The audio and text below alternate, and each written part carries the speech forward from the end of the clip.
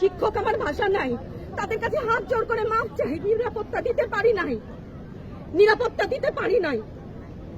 মনে হয় এই রাস্তায় শহীদ হয়ে গেলে যদি এই লজ্জা আমার কিছুটা কাটে, ওদেরকে বলবার আমার কিছু নাই।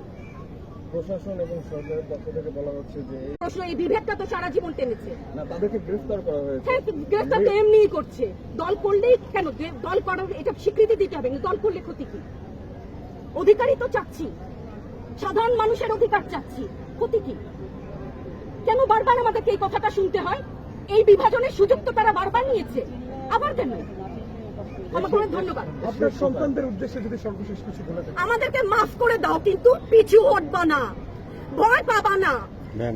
তোমাদের শিক্ষক আমরা লজ্জা পাই, তোমাদের থেকে শিখেছি। তোমরা যেমন আছো আমরাও আছি। যতদিন না 9 দফা ওদের মানা হয় ততদিন মাঠ থেকে সরবো না। ধন্যবাদ।